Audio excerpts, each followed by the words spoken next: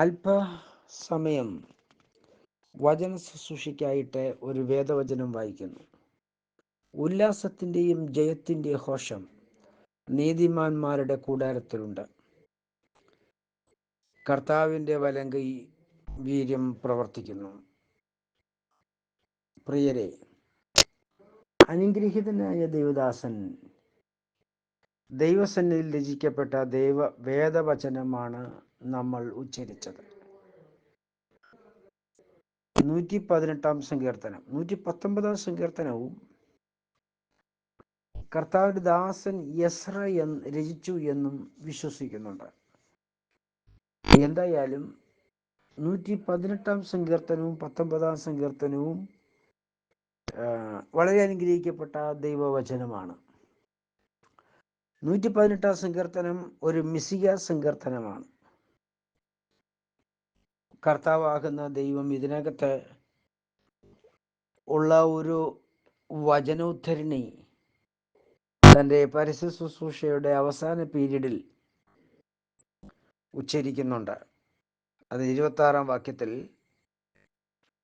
കർത്താവിൻ്റെ നാമത്തിൽ വരുന്നവൻ വാഴ്ത്തപ്പെട്ടവൻ. ഇനി കർത്താവ് പറയുന്നത്, എന്ന് നിങ്ങൾ ഇനി എന്നെക്കുറിച്ച് പറയുന്നില്ല എങ്കിൽ നിങ്ങൾ അങ്ങനെ നിങ്ങൾ എന്നെ അറിയാത്ത പക്ഷം, ഏറ്റു പറയാത്ത പക്ഷം ഇനി നിങ്ങൾ എന്നെ കാണുകയില്ല. ആകയാൽ നമ്മുടെ കർത്താവായ യേശു ക്രിസ്തുവിനെ പ്രദാനം ചെയ്തുകൊണ്ട് രചിക്കപ്പെട്ട പല സങ്കീർത്തനങ്ങളുണ്ട്. പ്രത്യേകിച്ച് സങ്കീർത്തനങ്ങളിലും പ്രവചന പുസ്തകങ്ങളിലും കർത്താവിനെ കുറിച്ച് എഴുതിയിരിക്കുന്നല്ലോ. അത് ഒരു സങ്കീർത്തനമാണ് 118 സങ്കീർത്തനം. ഇതൊരു മിശിക സങ്കീർത്തനമാണ്. ഇതിനകത്ത് ഉള്ള എല്ലാ വാക്യങ്ങളും, വിശേഷാൽ ചില വാക്യങ്ങൾ എടുത്തും ഉച്ചരിച്ചിരിക്കുന്നു മിശികയെ കുറിച്ചുള്ള ഉദ്ധാരണികൾ. Praise the Lord. ഇവിടെ നമ്മൾ വായിച്ചത്, ഉല്ലാസത്തിൻ്റെയും ജയത്തിൻ്റെയും ഘോഷം നീതിമാന്മാരുടെ കൂടാരത്തിൽ ഉണ്ട്. ആരാണ് നീതിമാൻ? ദൈവം ആരെയാണ് നീതീകരിക്കുന്നത്? ഈ ഭൂമിയിൽ ദൈവം നീതീകരിച്ച ഒരേ ഒരു നീതിമാൻ മാത്രമേ ഉള്ളൂ. അത് കർത്താവായ യേശു ക്രിസ്തുവാണ്. യേശു ക്രിസ്തു ഒഴികെ ഈ പ്രപഞ്ചത്തിൽ ആരും തന്നെ നീതിമാന്മാരല്ല. ദൈവത്തിൻ്റെ ഹിതപ്രകാരം, ദൈവത്തിൻ്റെ തിരുവെഴുത്തിൻ പ്രകാരം ഒരേ ഒരു നീതിമാനേ ഉള്ളൂ. അത് കർത്താവായ യേശു ക്രിസ്തുവാണ്. എന്നെ കേൾക്കുന്ന പ്രിയ ദൈവമക്കളെ, യേശു ക്രിസ്തുവിലുള്ള ഈ നീതീകരണം പ്രാപിപ്പാൻ ദൈവം നിങ്ങളെയും തിരഞ്ഞെടുത്തിരിക്കുന്നു. യേശു ക്രിസ്തുവിനെ ദൈവം നീതിമാനായി തിരഞ്ഞെടുത്തിരിക്കുന്നെങ്കിൽ ആ തിരഞ്ഞെടുപ്പിലൂടെ അനുഗ്രഹം പ്രാപിക്കുവാൻ ഈ ഭൂമിയിൽ ഒരു കൂട്ടം ജനത്തെ ദൈവം മുൻകണ്ടിരിക്കുന്നു. ആ മുൻകണ്ടിരിക്കുന്ന വിശുദ്ധ ജനങ്ങളുടെ കൂട്ടത്തിൽ എന്നെ കേൾക്കുന്ന നിങ്ങളും ഉണ്ടെങ്കിൽ നിശ്ചയമായും നിങ്ങൾ അനുഗ്രഹീതരായിത്തീരും. കർത്താവായ യേശു ക്രിസ്തു ഈ ദൈവിക അനുഗ്രഹം നിങ്ങൾക്ക് നൽകുവാൻ ആഗ്രഹിക്കുന്നു. പക്ഷേ പ്രിയരെ, നമ്മുടെ ജീവിതത്തിൽ ഒരനുസരണം കൂടിയേ തീരും. എങ്ങനെയുള്ള അനുസരണം? കർത്താവാകുന്ന യേശു ക്രിസ്തുവിലുള്ള നീതീകരണം നമുക്ക് ലഭിക്കണമെങ്കിൽ നസറനായ യേശു ക്രിസ്തുവിൻ്റെ പേരിൽ മുഖാന്തരമുള്ള ആ നീതീകരണത്തിനായിട്ട് നമ്മൾ ദൈവത്തെ പരിപൂർണമായും അനുസരിക്കുക ആവശ്യമാണ്. പ്രിയരെ, മുൻ പീരീഡുകളിൽ ഞാൻ നിങ്ങളോട് ദൈവാലോചന അറിയിച്ചതുപോലെ കർത്താവാകുന്ന യേശു ക്രിസ്തുവിനെ വാസ്തവമായി സ്നേഹിക്കുന്നു എന്ന് നിങ്ങളിൽ ആരെങ്കിലും പറയുന്ന പക്ഷം നിങ്ങൾ അപ്പോസ്തോലിക ഉപദേശം പൂർണ്ണമായി അനുസരിക്കുവാൻ ദൈവസന്നിധിയിൽ കടപ്പെട്ടിരിക്കുന്നു. അതായത് ദൈവത്താലുള്ള നീതീകരണം പ്രാപിക്കുവാൻ നിങ്ങൾ ആഗ്രഹിക്കുന്നു എങ്കിൽ യേശുക്രിസ്തുവിനെ പരിപൂർണമായും അനുസരിക്കേണ്ടത് ആവശ്യമാണ്. യോഹന്നാന്റെ സുവിശേഷം 13:20 ദൈവം യേശുക്രിസ്തു മുഖാന്തരം നമ്മെ പഠിപ്പിക്കുന്നത്, സത്യം സത്യമായി ആമീൻ ആമീൻ ഞാൻ നിങ്ങളോട് പറയുന്നു, എന്നെ അയക്കുന്ന നിങ്ങളെ കൈക്കൊള്ളുന്നവൻ എന്നെ കൈക്കൊള്ളുന്നു, അങ്ങനെ എന്നെ കൈക്കൊള്ളുന്നവൻ എന്നെ അയച്ചവനെ കൈക്കൊള്ളുന്നു. യേശുക്രിസ്തു പറയുകയാണ്, സത്യം സത്യമായി ഞാൻ നിങ്ങളോട് പറയുന്നു, എന്നെ അയച്ചവനെ നിങ്ങൾ കൈക്കൊള്ളണമെങ്കിൽ എന്നെ അയച്ച പരിശുദ്ധ പിതാവിൻ്റെ ഇഷ്ടം ഞാൻ അയക്കുന്ന അപ്പോസ്തലന്മാരെ കൈക്കൊള്ളുക എന്നുള്ളതാണ്. 13:20 യോഹന്നാന്റെ സുവിശേഷത്തിൽ പറയുന്നത്, സത്യം സത്യമായി ഞാൻ നിങ്ങളോട് പറയുന്നത്, ഞാൻ അയച്ച നിങ്ങളെ കൈക്കൊള്ളുന്നവൻ എന്നെ കൈക്കൊള്ളുന്നു, എന്നെ കൈക്കൊള്ളുന്നവൻ എന്നെ അയച്ചവനെ കൈക്കൊള്ളുന്നു. അപ്പം യേശുക്രിസ്തുവിനെ ഈ ഭൂമിയിലേക്ക് അയച്ചവനെ കൈക്കൊള്ളണമെങ്കിൽ, അതായത് സ്വർഗത്തിൽ പോകണമെന്ന് ഒരു വ്യക്തി ആഗ്രഹിക്കുന്നു എങ്കിൽ, ദൈവരാജ്യത്തിൻ്റെ അവകാശിയായി തീരണം എന്ന് ആഗ്രഹിക്കുന്നുവെങ്കിൽ, ദൈവത്തിൻ്റെ ചെറിയ കൂട്ടത്തിൽ ഒരാളായി തീരണമെന്ന് ആഗ്രഹിക്കുന്നുവെങ്കിൽ, നിശ്ചയമായും എന്ത് വേണം? നിങ്ങൾ ഈ ഉപദേശത്തെ പൂർണ്ണമായി, അല്ലെ ഈ കൽപ്പനയെ പൂർണ്ണമായും വിശ്വസിക്കുകയും അതിനെ മനസ്സിലാക്കി ദൈവത്തെ അനുസരിക്കുകയും വേണ്ടത് അനിവാര്യമായ ഘടകമാണ്. പ്രിയരെ, കർത്താവാകുന്ന യേശു ഇവിടെ ഊന്നി പറഞ്ഞിരിക്കുന്ന വിഷയം, ഞാൻ അയക്കുന്ന നിങ്ങളെ കൈക്കൊള്ളുന്നവൻ. ആരാണ് ഞാൻ? യേശു ക്രിസ്തു. നിങ്ങളെന്ന് പറഞ്ഞാൽ ആരാണ്? ശിഷ്യന്മാർ, അതായത് അപ്പോസ്തലന്മാർ. എന്ന് പറഞ്ഞാൽ ദൈവം അപ്പോസ്തലന്മാരിലൂടെ ചെയ്തിരിക്കുന്ന ദൈവിക പ്രവൃത്തിയെ അംഗീകരിക്കാത്തൊരു വ്യക്തിക്ക് ദൈവസന്നിധിയിൽ യേശുക്രിസ്തുവിൻ്റെ നീതീകരണം പ്രാപിക്കുവാൻ പറ്റിയില്ല. യേശുക്രിസ്തുവിൻ്റെ നീതീകരണം ലഭിക്കാത്തൊരു വ്യക്തിയുടെ പേര് ജീവന്റെ പുസ്തകത്തിൽ ദൈവം എഴുതി ചേർക്കില്ല. വെളിപ്പാട് പുസ്തകം 20:15 പറയുന്നു, ജീവന്റെ പുസ്തകത്തിൽ പേരെഴുതി കാണാത്ത ഏവനെയും തീപ്പൊയ്ത് തള്ളിയിടും. എന്നെ കേൾക്കുന്ന സഹോദരങ്ങളെ, ദൈവത്താൽ ഒരു നീതീകരണം നിങ്ങൾക്ക് വേണമെന്ന് ദൈവം നിങ്ങളെക്കുറിച്ച് ആഗ്രഹിക്കുന്നു. ആ നീതീകരണം നിങ്ങൾക്ക് വേണമെന്ന് നിങ്ങളും ആഗ്രഹിച്ചാൽ മാത്രമേ അത് നിങ്ങൾക്ക് ലഭിക്കുകയുള്ളൂ. ദൈവം ആഗ്രഹിച്ചതുകൊണ്ട് മാത്രം ഈ നീതീകരണം നിങ്ങൾക്ക് ലഭിക്കില്ല. നിങ്ങൾ ആഗ്രഹിക്കണം, അതേപോലെ ദൈവം നിങ്ങളെക്കുറിച്ച് ആഗ്രഹിക്കണം. ഇത് രണ്ടും അനിവാര്യമായ ഘടകമാണ്. കർത്താവിന് തിരുവെഴുത്ത് പറയുന്നു, അവൻ മുന്നറിഞ്ഞവരെ തൻ്റെ പുത്രൻ അനേകം സഹോദരന്മാർ ആദിജാതനാകേണ്ടതിന് മുന്നറിഞ്ഞവരെ വിളിച്ചവരെ നീതീകരിച്ചവരെ തിരസ്കരിച്ചും ഇരിക്കുന്നു എന്ന് എഴുതിയിരിക്കുന്നു. ആകയാൽ എന്നെ കേൾക്കുന്ന പ്രിയ സഹോദരങ്ങളെ, യേശുക്രിസ്തു മുഖാന്തരമുള്ള ഒരു നീതീകരണം നിങ്ങളിൽ ആർക്കെങ്കിലും, ദൈവവചനം ശുശ്രൂഷിക്കുന്ന എനിക്കോ നിങ്ങൾക്കോ ഉണ്ടാകണമെങ്കിൽ യേശുക്രിസ്തു മുഖാന്തരമായിട്ടുള്ളൊരു തെരഞ്ഞെടുപ്പ് ആവശ്യമാണ്. യേശുക്രിസ്തു ഹിതപ്രകാരം ഒരു മുന്നറിവ് ആവശ്യമാണ്. മുന്നറിവിൻ പ്രകാരമുള്ളവരെ തിരഞ്ഞെടുക്കണം. തിരഞ്ഞെടുക്കപ്പെട്ടവർ അനുസരിക്കണം. അത് നിങ്ങൾ വിചാരിക്കണം. ഒന്ന്, ദൈവത്തിൻ്റെ മുന്നറിവ് വേണം. രണ്ട്, മുന്നറിഞ്ഞവരെ ദൈവം തിരഞ്ഞെടുക്കണം. ഇത് രണ്ടും കൊണ്ടും നിങ്ങൾ നീതിമാന്മാരല്ലേ യേശുക്രിസ്തുവിൻ്റെ നാമത്തിൽ. യേശുക്രിസ്തുവിൻ്റെ നീതീകരണം നിങ്ങൾക്ക് സംഭവിക്കണമെങ്കിൽ അത് മുന്നറിവുണ്ടായിരിക്കണം. മുന്നറിവിൻ പ്രകാരമുള്ളവരെ ദൈവം തിരഞ്ഞെടുക്കണം.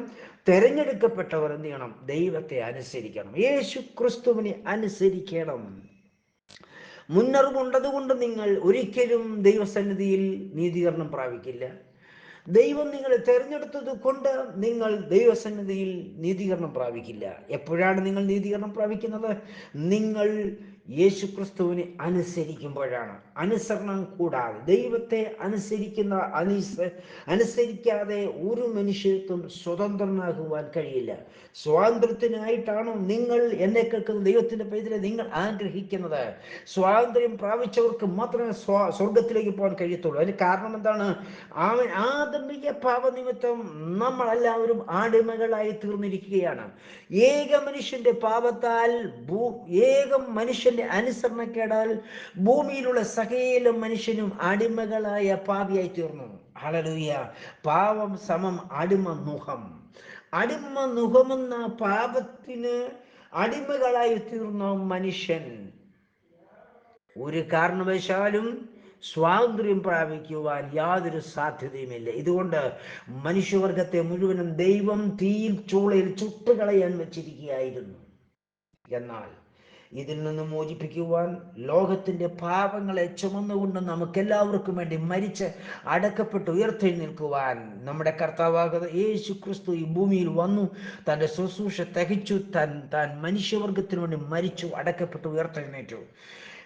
ഈ ഉയർപ്പിന്റെ സാക്ഷ്യം, അല്ലെങ്കിൽ ഈ കർത്താവിന്റെ ഈ പ്രവർത്തികളെല്ലാം ദൈവം ചെയ്തിരിക്കുന്നത് യേശു ക്രിസ്തു എന്ന പേരിലാണ്. ആകയാൽ അപ്പോസ്തോലന്മാരുടെ ഉപദേശപ്രകാരം അപ്പോസ്തോലന്മാരെ അനുസരിക്കാത്ത പക്ഷം, അപ്പോസ്തോലന്മാരെ അനുസരിക്കുമ്പോൾ നിങ്ങൾ എന്ത് ചെയ്യുന്നു? യേശുക്രിസ്തുവിന്റെ ക്രൂശ് ജനനത്തിന് നിങ്ങൾ പങ്കാളിത്തമാകുന്നു, യേശുക്രിസ്തുവിന്റെ ജീവിതത്തിന് പങ്കാളിത്തം വഹിക്കുന്നു, യേശുക്രിസ്തുവിന്റെ സ്നാനത്തിന് പങ്കാളിത്തം വഹിക്കുന്നു. യേശുക്രിസ്തു നിങ്ങളുടെ പാപങ്ങൾ വഹിച്ച നിമിഷം 3.5 വർഷക്കാലമുള്ള താഴ സമയത്ത് നിങ്ങളുടെ പാപങ്ങൾ യേശു സ്വയം ഏറ്റെടുത്ത സമയമുണ്ട്. ആമേൻ. അതിൽ എൻ്റെയും നിങ്ങളുടെയും പാപം ഒരേപോലെ ഒരേ സമയത്ത് ഏറ്റെടുത്തു.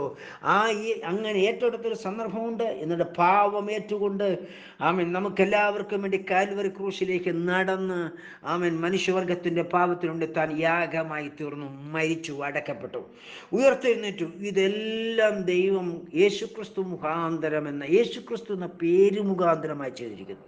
അതുകൊണ്ട് എൻ്റെ പ്രിയ സഹോദരങ്ങളെ, യേശുക്രിസ്തു എന്ന പേര് ഒഴികെ നിങ്ങൾ സ്വാതന്ത്ര്യം പ്രാപിക്കാമെന്ന് നിങ്ങളെ ആരെങ്കിലും ഉപദേശിച്ചു തരുന്നുവെങ്കിൽ, നിങ്ങൾ ആ ഉപദേശത്തിൽ ആഗ്രഹിക്കുന്നുവെങ്കിൽ, ഉപദേശിച്ചവനും ഭോഷനാണോ? ആഗ്രഹിക്കുന്ന നിങ്ങളും ഭോഷനാണ്. യേശുക്രിസ്തു എന്ന പേരൊഴികെ നിങ്ങൾക്ക് ഒരു മോചനവും ലഭിക്കില്ല. അതുകൊണ്ട് കൊലോസ്യ ലേഖനം 3:17 പറയുന്നു, വാക്കിനാലോ ക്രിയയാലോ നിങ്ങൾ എന്ത് ചെയ്താലും കർത്താവായ നസറനായ യേശു ക്രിസ്തുവിൻ്റെ പേരിൽ ചെയ്ത് അവൻ മുഖാന്തരം പിതാവിനും മഹത്വം കൊടുക്കണം. എന്നെ കേൾക്കുന്ന പ്രിയരെ, എന്തുകൊണ്ടാണ് അപ്പോസ്തലന്മാർ ഈ നിയമമിട്ടത്? നീതിമാന്മാരാകണമോ? യേശുക്രിസ്തു മുഖാന്തരമല്ലാതെ എന്നെ കേൾക്കുന്ന സഹോദരങ്ങളെ നിങ്ങൾക്ക് നീതിമാന്മാരാവാൻ കഴിയില്ല. യേശുക്രിസ്തു മുഖാന്തരം നിങ്ങൾ നീതിമാനാകണമോ? അങ്ങനെ നിങ്ങൾ ആരെ അനുസരിക്കാൻ തയ്യാറാകണം? അപ്പോസ്തോലിക ഉപദേശങ്ങളെ അനുസരിക്കാൻ തയ്യാറാകണം. അപ്പോസ്തോലിക ഉപദേശം എന്നാൽ എന്ത്? പത്രോസ് അവരോട്, നിങ്ങൾ മാനസാന്തരപ്പെട്ട് നിങ്ങളുടെ പാപങ്ങളുടെ മോചനത്തിന് യേശു ക്രിസ്തുവിൻ്റെ നാമത്തിൽ ഓരോരുത്തരും സ്നാനപ്പെടുകയും എന്നാൽ പരിശുദ്ധാത്മാവെന്ന ദാനം ലഭിക്കും. ഈ ഉപദേശം നിങ്ങൾക്ക് പലപ്പോഴും കേൾക്കുന്നെങ്കിൽ, അല്പമെങ്കിലും അലർജി വരുന്നെങ്കിൽ, സഹോദര, ഈ അലർജി വരുത്തുന്നത് പിശാചാണ്. കാരണം നമ്മുടെ അടിസ്ഥാനത്തെ മറന്ന് നമ്മൾ പ്രവർത്തിച്ചാൽ നമുക്ക് എത്തേണ്ട അടുത്ത് എത്തുകയില്ല. ഹല്ലേലൂയ. നമ്മളെ വെട്ടിയെടുത്ത കന്നി ഗർഭത്തിലേക്ക് നമ്മൾ നോക്കുന്നില്ല എങ്കിൽ ആമേൻ നമുക്ക് സ്വർഗത്തിൽ പോകാൻ കഴിയില്ല. എവിടെ ആയിരുന്നു നമ്മൾ? എവിടെ നിന്നാണ് നമ്മളെ വീണ്ടെടുത്തത്? അപ്പോൾ ദൈവം നമുക്ക് എന്ത് അടിസ്ഥാനമിട്ടു? ഈ ഒരു കാര്യം നമ്മൾക്ക് ഓർമ്മയുണ്ടാകണം. എന്നാൽ മാത്രമേ ദൈവരാജ്യത്തിലേക്ക് പോകാൻ പറ്റത്തുള്ളൂ. അന്ത്യനിമിഷത്തിലും ദൈവദാസനായ പൗലോസ് നമ്മുടെ സഹോദരൻ പറയുകയാണ്, എൻ്റെ വിളിയും എൻ്റെ തെരഞ്ഞെടുപ്പും എന്നെ ദമസ്കോസിൽ വെച്ച് ദൈവം തെരഞ്ഞെടുത്ത തെരഞ്ഞെടുപ്പിനെ കുറിച്ച് ഞാൻ ഓർക്കുന്നു. Praise the Lord. ദമസ്കോസിൽ വെച്ചുള്ള തെരഞ്ഞെടുപ്പ്, അതിനുശേഷമുള്ള എൻ്റെ അടിസ്ഥാനത്തെ ഞാൻ എന്ത് ചെയ്യുന്നു? ദൈവസന്നിധിയിൽ ഓർക്കുന്നു. ഏതൊരു വ്യക്തിയും യേശുവിൻ്റെ രാജ്യത്തിൽ എത്തിച്ചേരും തീർന്നിട്ടുണ്ടെങ്കിൽ അവരെ ദൈവം എവിടെ നിന്ന് എവിടേക്ക് കൊണ്ടുവന്നു എന്നുള്ള ആദ്യത്തെ സ്റ്റെപ്പ് മറന്നു കളഞ്ഞ് ജീവിച്ചാൽ ആ വ്യക്തി ആ സ്ഥലത്ത് ദൈവം ഉദ്ദേശിക്കുന്ന സ്ഥലത്ത് എത്തിച്ചേരില്ല. അതായത് അടിസ്ഥാനം മറിഞ്ഞുപോയാൽ നീതിമാൻ എന്ത് ചെയ്യും? ദൈവം നീതീകരിച്ചവരായിരിക്കാം, പക്ഷേ അടിസ്ഥാനത്തെക്കുറിച്ച് മറന്നു പോയതുകൊണ്ട് ആമേൻ അടിസ്ഥാനത്തിൽ നിൽക്കാൻ കഴിയില്ല. അടിസ്ഥാനത്തിൽ നിൽക്കാൻ കഴിയാതെ പോയാൽ അടിസ്ഥാനം മറിഞ്ഞു പോകുവാനിടയായിത്തീരും. അടിസ്ഥാനം മറിഞ്ഞുപോയാൽ ദൈവം നീതീകരിച്ചവനെങ്കിലും നീതിമാൻ എന്ത് ചെയ്യും? ഒരു ഫലവുമില്ല പ്രിയരെ. അതുകൊണ്ട് എന്നെ കേൾക്കുന്ന എൻ്റെ സഹോദരങ്ങളെ, യേശു ക്രിസ്തു മുഖാന്തരം ദൈവം അപ്പോസ്തോലന്മാരിലൂടെയാണ് ദൈവത്തിൻ്റെ സഭയ്ക്ക് അടിസ്ഥാനമിട്ടിരിക്കുന്നത്. കർത്താവിൻ്റെ ലൂക്കോസിൻ്റെ സുവിശേഷം 24-ാം അധ്യായത്തിൽ വിശേഷ കർത്താവ് പറയുന്നു, ആമേൻ, സ്തോത്രം, യേശു ക്രിസ്തുവിൻ്റെ സഭയുടെ ആരംഭം കുറിക്കുന്നത് യെരുശലേമിലത്രേ. ദൈവസഭയ്ക്ക് അടിസ്ഥാനമിട്ടിരിക്കുന്നത് യെരുശലേം മുതലാണ്. സ്തോത്രം. യെരുശലേമിൽ തുടങ്ങിയ ഈ പ്രവൃത്തി എങ്ങനെ തുടങ്ങിയോ അതിൻ പ്രകാരം മുന്നോട്ട് പോകുന്നില്ല എങ്കിൽ ഇതിനൊരു നിലനിൽപ്പില്ല. അതിന് 47-ാം വാക്യത്തിൽ പറയുന്നു, അവൻ്റെ പേരിൽ, അവൻ്റെ നാമത്തിൽ മാനസാന്തരവും പാവമോചനവും യെരുശലേമിൽ തുടങ്ങി സകല ജാതികളിലും പ്രസംഗിക്കാൻ വേണം എന്നിങ്ങനെ എഴുതിയിരിക്കുന്നു. എന്നെ കേൾക്കുന്ന എൻ്റെ പ്രിയപ്പെട്ട സഹോദരങ്ങളെ, അവരാരാണ്? നസറനായ യേശു ക്രിസ്തു. യേശു ക്രിസ്തുവിൻ്റെ പേരിൽ, ആമേൻ, സ്തോത്രം, അപ്പോസ്തോലന്മാർ തുടങ്ങി വെച്ച അപ്പോസ്തോലിയ ഉപദേശത്തിൻ്റെ അടിസ്ഥാനം യേശു ക്രിസ്തു എന്ന പേരാണ്. Praise the Lord. ഈ യേശു ക്രിസ്തു എന്ന പേര് കേൾക്കുമ്പോൾ ചിലർക്ക് അലർജിയാണ്. എന്നെ കേൾക്കുന്ന സഹോദര, യേശു ക്രിസ്തു എന്ന പേര് കേൾക്കുമ്പോൾ നിനക്ക് അലർജിയാണോ? ഉറപ്പാണ്, നിൻ്റെ ഉള്ളിൽ പിശാചിരിപ്പുണ്ട്. ഞാൻ യേശു ക്രിസ്തുവിൽ നിന്ന് മനസ്സിലാക്കിയ ഒരു രഹസ്യം നിങ്ങളോട് പറയാം. യേശു ക്രിസ്തുവിൻ്റെ ആത്മാവിനാൽ നയിക്കപ്പെടുന്ന ഒരു വ്യക്തിക്ക് യേശു ക്രിസ്തുവിൻ്റെ പേര് കേൾക്കുമ്പോൾ തീ കത്തും ഉള്ളിൽ. ഹല്ലേലൂയ. യേശു ക്രിസ്തുവിനെ കുറിച്ചുള്ള സത്യവചനത്തെക്കുറിച്ച് കേൾക്കുമ്പോൾ അവൻ്റെ ഉള്ളിൽ തീ കത്താൻ തുടങ്ങും. യേശു ക്രിസ്തു എന്ന പേര് കേട്ടാലും ഉള്ളിൽ കത്താൻ തുടങ്ങും. Praise the Lord. എന്നാൽ യേശു ക്രിസ്തു എന്ന പേരിന് വില കൊടുക്കാതെ, യേശു ക്രിസ്തു എന്ന പേരിന് അടിസ്ഥാന ഉപദേശമാണെങ്കിൽ ആ ഉപദേശത്തിന് സ്ഥാനം കൊടുക്കാതെ, ആ അടിസ്ഥാന ഉപദേശത്തെക്കുറിച്ച് പറയുമ്പോൾ തന്നെ ഉള്ളിൻ്റെ ഉള്ളിൽ ദുഃഖം വരുന്നെങ്കിൽ, ഭാരം വരുന്നെങ്കിൽ, ഇതെപ്പോഴും പറയണോ, കേൾക്കണമോ, ഇങ്ങനെ പറയേണ്ട ആവശ്യമുണ്ടോ എന്ന് പറയുന്നെങ്കിൽ ഉറപ്പാണ് ആ വ്യക്തിയിൽ യേശു ക്രിസ്തുവിൻ്റെ ആത്മാവില്ല. അതാണ് അതിൻ്റെ രഹസ്യം. യേശു ക്രിസ്തുവിൻ്റെ ആത്മാവ് എവിടെയുണ്ടോ, ഏത് ഹൃദയത്തിലിരിക്കുന്നുവോ, ആ ഹൃദയത്തിന് യേശു ക്രിസ്തുവിനെ കുറിച്ച് കേൾക്കുമ്പോൾ ഹൃദയം കത്താൻ തുടങ്ങും. യേശു ക്രിസ്തു എന്ന പേര് കേൾക്കുമ്പോഴേ കത്താൻ തുടങ്ങും. യേശു ക്രിസ്തു എന്ന പേര് കേൾക്കുമ്പോൾ അലർജി വരുന്നെങ്കിൽ ഉള്ളിൽ സാത്താൻ തന്നെയാണ് ഇരിക്കുന്നത്. എന്ന് കേൾക്കുന്ന എൻ്റെ സഹോദരങ്ങളെ, സാത്താൻ്റെ ആത്മാവ് നമ്മെ ഭരിക്കുന്നെങ്കിൽ നമുക്ക് സാത്താനീയ വചനം കേൾക്കുന്നതാണ് സന്തോഷം. എന്ന് പറഞ്ഞാൽ ജഡത്തിൻ്റെ പ്രമാണങ്ങൾ, ജഡത്തിൻ്റെ ആലോചനകൾ, ലോകത്തിൻ്റെ കാര്യങ്ങൾ, ലോകത്തിൻ്റെ ഭൗമിക ലോകത്തിൽ നശിച്ചു പോകുന്ന മനുഷ്യൻ്റെ ജീവിത കാര്യങ്ങളെക്കുറിച്ച് കേൾക്കുന്നതായിരിക്കും സന്തോഷം. ഞാൻ പല വ്യക്തികളോടും സുവിശേഷം അറിയിക്കുവേണ്ടതിന് അല്ലെങ്കിൽ ഭവനങ്ങൾ സന്ദർശനം നടത്തി സുവിശേഷ ഘോഷണം ചെയ്യാറുണ്ട്. ചില കുടുംബങ്ങളിൽ, പ്രത്യേകിച്ച് യാഥാസ്ഥിതരായ പെന്തക്കോസ്തുകാരുടെ കുടുംബങ്ങളിലൊക്കെ പോയി കഴിഞ്ഞാൽ അവരുടെ ഭൗമികമായ കാര്യങ്ങളെക്കുറിച്ച് പറയുമ്പോൾ അവർക്ക് ഭയങ്കര സന്തോഷമാണ്. ഭക്ഷണത്തിൻ്റെ കാര്യവും പാർപ്പിടത്തിൻ്റെ കാര്യവും വസ്ത്രത്തിൻ്റെ കാര്യവും സമ്പത്ത് ഉണ്ടാക്കുന്നതിൻ്റെ കാര്യവും, അല്ലെങ്കിൽ വേറൊരാൾ സമ്പത്ത് ഉണ്ടാക്കുന്ന ഈ രീതിയിലാണെന്ന്, അങ്ങനെ ഭൗമിക വിഷയങ്ങൾ ഏതൊക്കെയാണോ അതൊക്കെ പറഞ്ഞുകൊണ്ടിരിക്കുന്ന കേൾക്കുമ്പോൾ വളരെ സന്തോഷമാണ്. ഈ ഇടയിൽ ഞാൻ ഒരു സഹോദരനുമായിട്ട് ഒരു വീട്ടിൽ സുവിശേഷം അറിയിക്കാൻ, മർത്തോമക്കാരുടെ വീട്ടിൽ സുവിശേഷം അറിയിക്കാൻ പോയി. അവരോട് യേശുവിനെക്കുറിച്ചും സത്യവചനത്തെക്കുറിച്ചും ദൈവം നാളെ ആ കുടുംബത്തിൽ ചെയ്യാനിരിക്കുന്ന കാര്യങ്ങളെക്കുറിച്ചും, അതായത് കർത്താവിനെ അനുസരിച്ചാൽ ചെയ്യാൻ പോകുന്ന കാര്യങ്ങളെക്കുറിച്ചൊക്കെ കുറച്ച് ഡീറ്റെയിൽ ആയിട്ട് കർത്താവ് എന്നോട് പറയാൻ പറഞ്ഞതും വെളിപ്പെടുത്തുന്നതുമായ ചില കാര്യങ്ങൾ അവരോട് സംസാരിച്ചുകൊണ്ടിരുന്നപ്പോൾ അത് മിഴുക്കസാന്ന് കേട്ടുകൊണ്ടിരുന്നു. ഒന്നിനും ഒരു പ്രതികരണമില്ലാതെ കേട്ടോണ്ടിരുന്നു. അപ്പോൾ അതിലൊന്നും പുള്ളിക്ക് വലിയ താല്പര്യമില്ലായിരുന്നു. അവസാനം എനിക്ക് മനസ്സിലായി, ഈ പുള്ളി ദൈവത്തിനും പ്രധാന സ്ഥാനമോ അപ്പോസ്തോലിക ഉപദേശങ്ങൾക്കോ ദൈവീക വ്യവസ്ഥകൾക്കോ ദൈവഹിത പ്രകാരമുള്ള അനുഗ്രഹങ്ങൾക്കോ ഒന്നും ഒരു പ്രധാന സ്ഥാനം കൊടുക്കുന്ന വ്യക്തിയല്ല എന്ന് മനസ്സിലാക്കിയിട്ട് ഞാൻ ഭൗമിക വിഷയങ്ങളെക്കുറിച്ച് സംസാരിക്കാൻ തുടങ്ങി. 1-2 പദങ്ങൾ പറഞ്ഞു കഴിഞ്ഞപ്പോഴേ പുള്ളി പറയുകയാണ്, ഇതാണ് ഞാൻ ആഗ്രഹിക്കുന്നത്. ഇതാണ് ഞാൻ ഇഷ്ടപ്പെടുന്നത്. നിങ്ങൾ ഇതിനെക്കുറിച്ച് പറയാനായിരിക്കണം ഇവിടെ വരേണ്ടത്. എൻ്റെ ഒരിക്കൽ വരുമ്പോൾ എനിക്ക് ഭൗമികമായ അനുഗ്രഹങ്ങളെക്കുറിച്ച് കേൾക്കുന്നതാണ് താല്പര്യം. അത് അത് പറയണം. അതാണ് നിങ്ങൾ പറയേണ്ടത്. എന്നെ കേൾക്കുന്ന എൻ്റെ പ്രിയ സഹോദരങ്ങളെ, ഈ വ്യക്തിയെക്കുറിച്ച് ദൈവം എന്നോട് പറഞ്ഞു, ഇത് അദ്ദേഹത്തിന് കൊടുക്കുന്ന അവസാനത്തെ ടൈമാണ്. യേശുക്രിസ്തുവിലേക്ക് അദ്ദേഹത്തിന് തിരിയുവാൻ ഞാൻ ആഗ്രഹിക്കുന്നു. അതുകൊണ്ട് ഞാനൊന്ന് 3 മാസം പീരീഡ് കൊടുക്കുന്നു. 3 മാസത്തിനകം വിശ്വാസത്തിലേക്ക് വന്നില്ല എങ്കിൽ, എന്നെ തിരഞ്ഞെടുത്തില്ല എങ്കിൽ, ഇത്രയേ കർത്താവിനോട് പറഞ്ഞുള്ളൂ. സ്തോത്രം. ഞാൻ പിന്നത്തേതിൽ കേൾക്കുന്നു, അദ്ദേഹം ഇന്ന് ലോകത്തിലില്ല. എന്നെ കേൾക്കുന്ന എൻ്റെ പ്രിയ സഹോദരങ്ങളെ, ഈ ഭൂമിയിൽ ഇപ്പോൾ ഞാൻ ഈ പ്രസംഗത്തിലൂടെ ഒരു മെസ്സേജിലൂടെ ഒരു എക്സാമ്പിൾ നിങ്ങളോട് പറഞ്ഞതേ ഉള്ളൂ. ചിലർക്ക് അങ്ങനെയാണ്. അവർക്ക് ഭൗമികമായ കാര്യങ്ങൾ കേൾക്കുന്നതാണ് താല്പര്യം. ഭൗമികമായ ലോകത്തെക്കുറിച്ചും ഭൗമികമായ ആഗ്രഹങ്ങളെക്കുറിച്ചും. പിന്നെ അബ്രഹാമിനെ ദൈവം അനുഗ്രഹിച്ചു, ഇസഹാക്കിനെ അനുഗ്രഹിച്ചു, യാക്കോബിനെ അനുഗ്രഹിച്ചു, ദൈവത്തിൽ വിശ്വസിച്ച നിന്നെയും ദൈവം അനുഗ്രഹിക്കുമെന്ന് പറയുന്നത് കേൾക്കുന്നതാണ് ഭൂരിപക്ഷം ജനത്തിന് താല്പര്യം. എന്നാൽ യേശുക്രിസ്തുവിനെക്കുറിച്ചോ സത്യവചനത്തെക്കുറിച്ചോ വചനത്തിൻ്റെ രഹസ്യങ്ങളെക്കുറിച്ചോ കേൾക്കുന്നത് ഭൂരിപക്ഷം ജനത്തിന് ഇഷ്ടമല്ല. കാരണം മറ്റൊന്നുമല്ല, കർത്താവിദാസനായ പൗലോസ് 1 കോരിന്ത്യർ ഇങ്ങനെ പറയുന്നു. സ്തോത്രം 1-ാം അധ്യായത്തിലാണ് തോന്നിങ്ങനെ എഴുതിയിരിക്കുന്നു. സ്തോത്രം, ആത്മീയമായത് ജഡീയ മനുഷ്യനെ വിവേചിക്കാൻ പറ്റുകയില്ല. അതവർക്ക് ഗ്രഹിക്കാൻ പറ്റില്ല. ആത്മീയ മനുഷ്യനെ യേശുക്രിസ്തുവിനെ കുറിച്ച് പറയുമ്പോൾ ഉള്ളി കത്തുകൊള്ളൂ. അല്ലാത്തവന് അത് ഭയമാവും, ഭാരമായിരിക്കും. അത് കേൾക്കുമ്പോൾ വല്ലായ്മ ഉണ്ടാകും. ഇതങ്ങ് നിർത്തിയിരുന്നെങ്കിൽ കൊള്ളാമായിരുന്നു എന്ന് ചിന്തിക്കും. ഇത് മർത്തോമക്കാരെന്ന് മാത്രമല്ല, നാമമാത്രമായ പെന്തക്കോസ്തുകാർക്ക് ഏവർക്കും.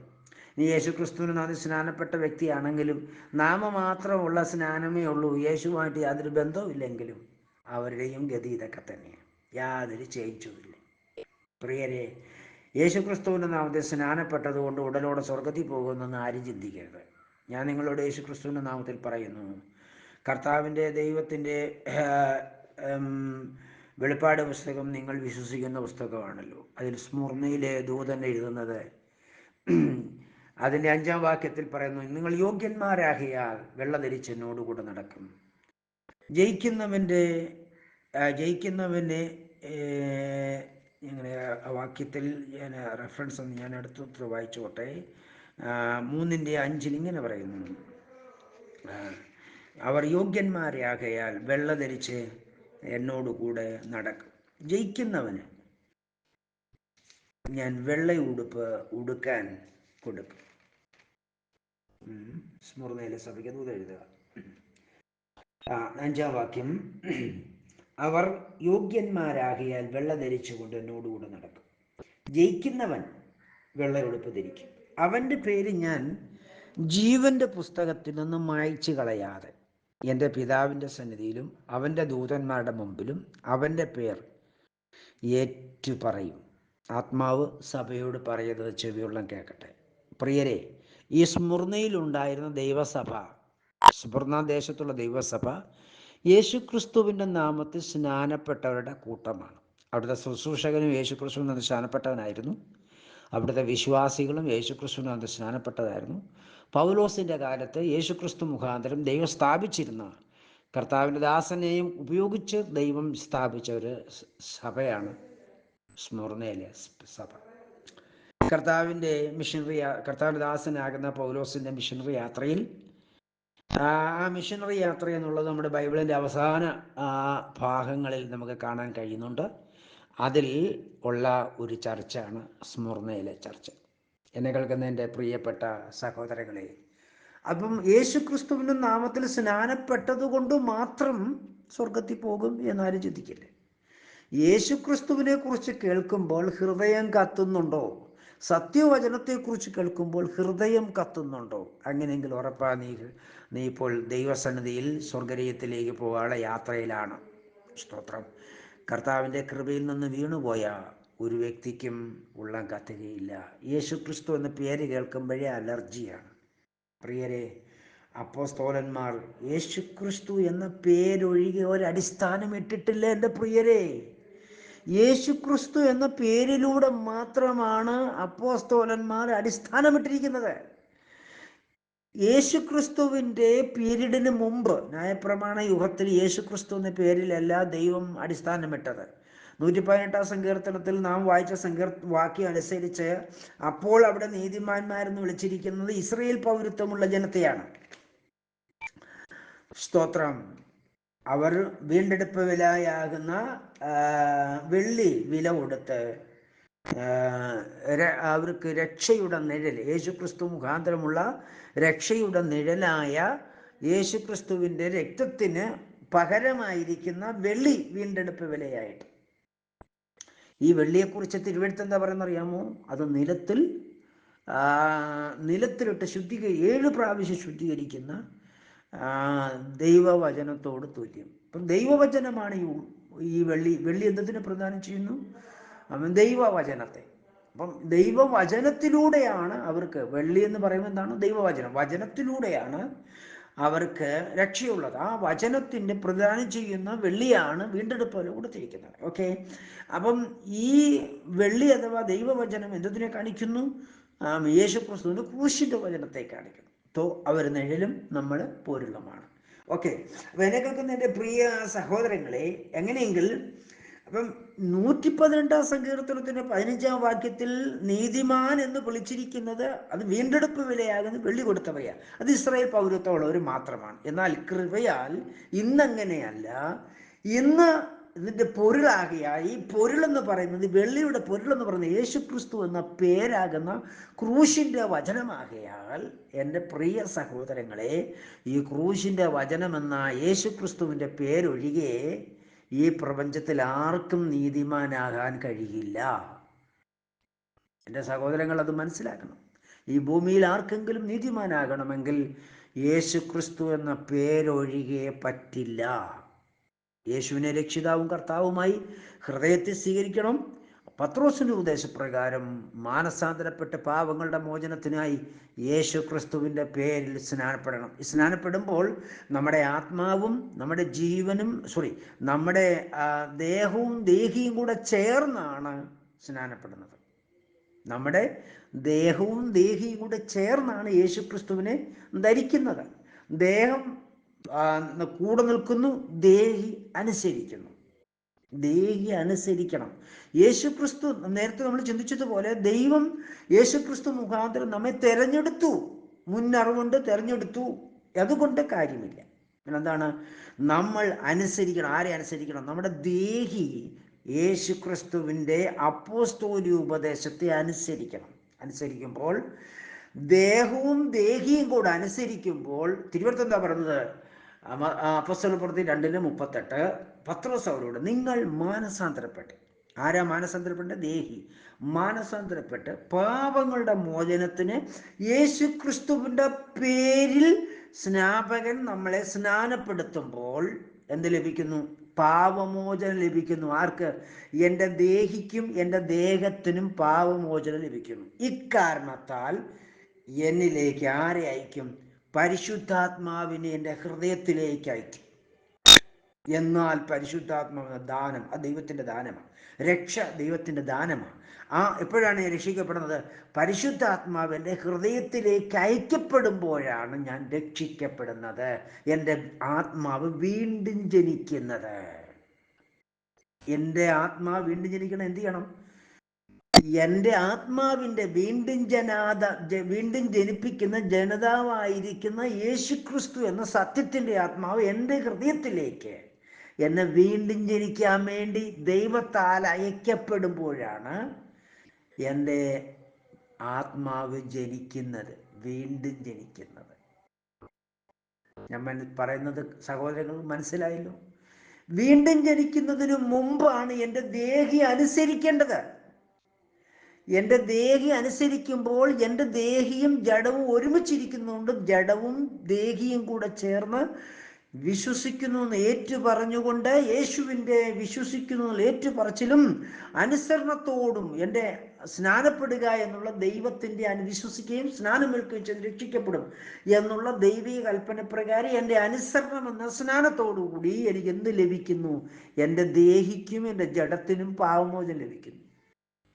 അങ്ങനെ പാപമോചനം പ്രാപിക്കപ്പെട്ട എൻ്റെ ദേഹിയിലേക്കും എൻ്റെ ജഡത്തിലേക്കും പരിശുദ്ധാത്മാവെന്ന ദാനം അയക്കുമ്പോൾ ദൈവത്തിൻ്റെ ആത്മാവിനിലേക്ക് പ്രവേശിക്കാൻ പറ്റുന്നു.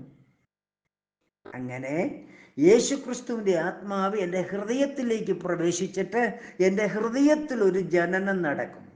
ഈ ജനനമാണ് വീണ്ടും ജനനം. ഇതാർക്ക് ദൈവം നൽകുന്നു? അനുസരിക്കുന്നവന്. അപ്പോൾ അനുസരണം കൂടാതെ അപ്പോസ്തലന്മാരുടെ അപ്പോസ്തോലിക ഉപദേശങ്ങളെ അനുസരിക്കാതെ ഒരു വ്യക്തിക്കും, ഈ പ്രപഞ്ചത്തിൽ ഒരു വ്യക്തിക്കും വീണ്ടും ജനനം പ്രാപിക്കാൻ പറ്റില്ല. അപ്പോൾ യേശുക്രിസ്തുവിൻ്റെ നാമത്തിൽ സ്നാനമേൽക്കാത്ത ഒരു വ്യക്തിയുടെ ആത്മാവ് ഉള്ളിൽ ജനിക്കുന്നില്ല. ആത്മാവ് ഉള്ളിൽ ജനിക്കാത്തൊരു വ്യക്തിക്ക് സ്വർഗത്തിൽ കയറാൻ പറ്റുന്നത് ഞാൻ പറഞ്ഞല്ലോ. നിക്കോദോമസിനോട് യേശു പറയുകയാണ്, സത്യം സത്യമായിട്ട് ഞാൻ നിങ്ങളോട് പറയുന്നത്, പുതുതായി ജനിച്ചില്ലെങ്കിൽ സ്വർഗത്തിൽ ആർക്കും കടക്കാൻ കഴിയില്ല. യോഹന്നാൻ സുവിശേഷം 3:5 പുതുതായിട്ട് ജനിക്കണം. വെള്ളത്തിലും ആത്മാവിനാലും ജനിക്കണം, എന്നാൽ മാത്രമേ സ്വർഗത്തിൽ കടക്കാൻ പറ്റുകയുള്ളൂ. അപ്പം പുതുതായിട്ട് ജനിക്കണം. എന്ത് ചെയ്യണം? പുതുതായിട്ട് ജനിക്കണം. ഞാൻ എൻ്റെ ദേഹി ആരെ അനുസരിക്കണം? അപ്പോസ്തലന്മാരെ അനുസരിക്കണം, അതായത് ഉപദേശത്തെ അനുസരിക്കണം. ഇക്കാരണത്താൽ എന്നെ കേൾക്കുന്ന ദൈവത്തിൻ്റെ മക്കളെ, നീതിമാന്മാരാവാൻ നിങ്ങൾ ശ്രമിക്കുക. അങ്ങനെയെങ്കിൽ നിങ്ങളുടെ വ്യക്തിപരമായ ജീവിതത്തിൽ ഉല്ലാസത്തിൻ്റെയും ജയത്തിൻ്റെയും ഘോഷം ഉണ്ടാകും. ആരുടെ? വിശുദ്ധന്മാർ. ആരുടെ ജീവിതത്തിലാണ് ഉല്ലാസത്തിൻ്റെയും ജയത്തിൻ്റെയും ഘോഷം ഉണ്ടാകുന്നത്? ആമേൻ. പത്രോസിൻ്റെ ഉപദേശം അനുസരിക്കുന്ന, അപ്പോസ്തോലിക ഉപദേശം അനുസരിച്ച് വിശുദ്ധ ജീവിതം നയിക്കുന്നവൻ്റെ ഉള്ളിൽ ജയത്തിൻ്റെയും ഉല്ലാസത്തിൻ്റെയും ഘോഷമുണ്ടാകും. ഇല്ലെങ്കിൽ ഉണ്ടാകത്തില്ല. പ്രിയരെ, നിങ്ങളെല്ലാവരിലും ഈ ജയത്തിൻ്റെ ഉല്ലാസത്തിൻ്റെ ഘോഷം ഉണ്ടാകണമെന്ന് ഞാൻ യേശുക്രിസ്തുവിൽ ആഗ്രഹിച്ചുകൊണ്ട് എൻ്റെ മെസ്സേജിന് ഫുൾ സ്റ്റോപ്പ് ഇടുന്നു. സർവശക്തൻ നിങ്ങളെ അനുഗ്രഹിക്കട്ടെ, സഹായിക്കട്ടെ.